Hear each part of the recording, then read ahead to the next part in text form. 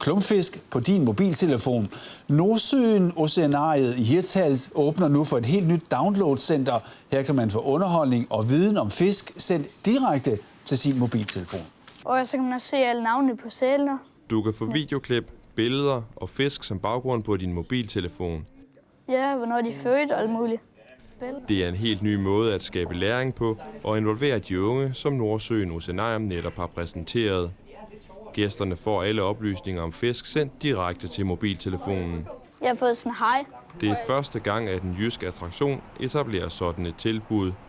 Nordsøen Oceanarium forventer, at mindst 25.000 gæster vil benytte sig af muligheden næste år. Og målet, det er klart. Det er, at vi gerne vil forbedre vores attraktion. Det er nødvendigt, at vi laver fornyelse hele tiden.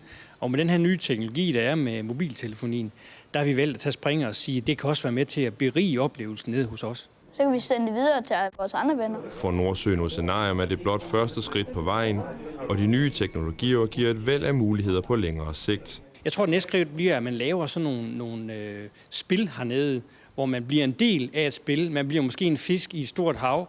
Man lærer måske, hvordan det er at være fisker, og hvor svært det er at fange fisk. Ja. Det tog var lige halvdelen af fisk. Utilfredse forældre i tilflytter Nibe afviser nu massivt Aalborg Kommunes forslag til en